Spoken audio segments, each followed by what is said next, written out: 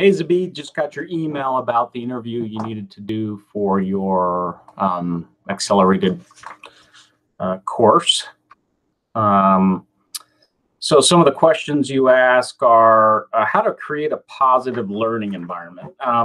So what do I do, I guess, to, what are my strategies to do the following? I think for me, I try to start that from day one.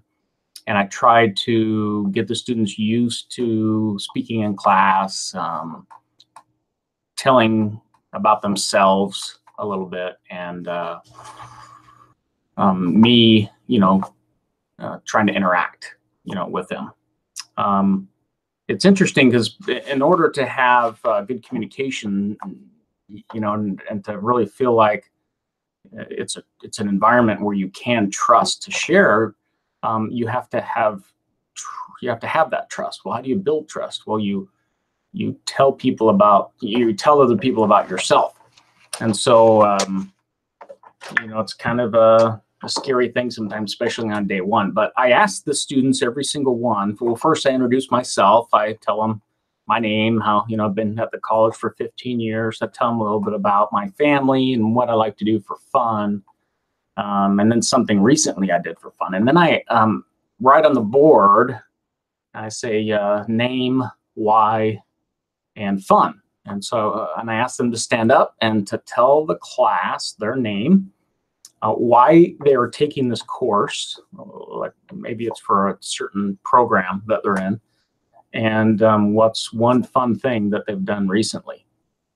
And I tell them, I didn't do anything fun, for an answer. And so I just ask someone to stand up to start, and then we kind of go around the room and they tell us their name and why they're taking the course. And a lot of times they'll say like, well, because I have to. And I'll say, well, why do you have to? Well, it's required for my degree. Well, what's your degree? Well, my degree's in nursing, or my degree's in, business. Oh, okay.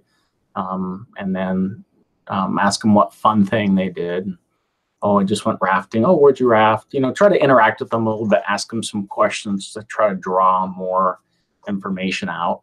And then I ask them to repeat their first name again, because, I haven't paid enough attention during them telling me about themselves to remember their first name most of the time. And then I make note of their name, and then I call the next person. And I do this around the room, and I try to maybe ask a question from, just a short question from everyone, or, make a comment about, maybe my experience with that, or how I can relate to them. And then sometimes a student will say something really interesting, and we might talk about it for a while, or share a story, or whatever. And so I go around the room till everyone's had a chance to share. And then I say, oh, thank you very much for sharing. I really appreciate that. It's really fun to get to know you a little better. And if I have this right, I think in the class today we have, and then I start naming their names.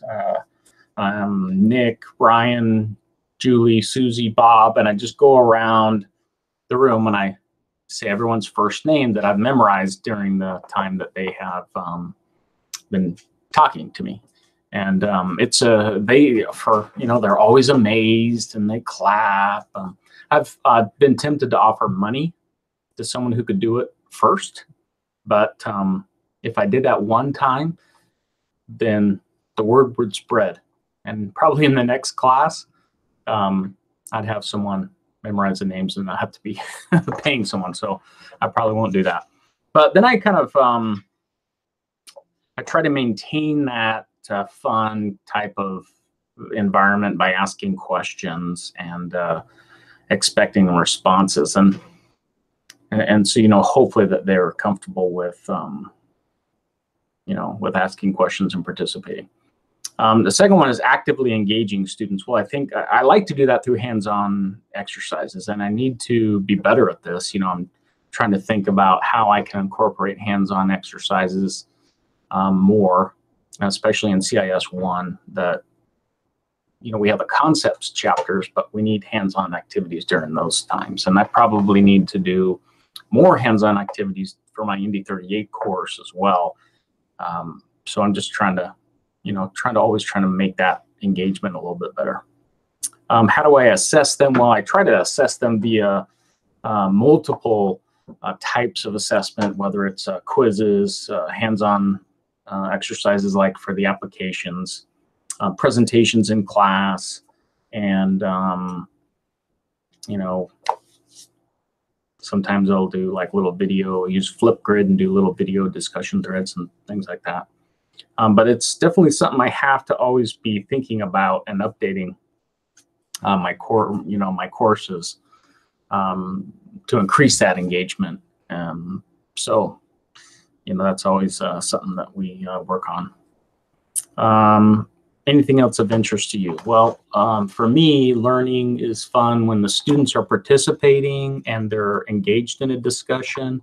I really try not to lecture too much, but sometimes, it just happens.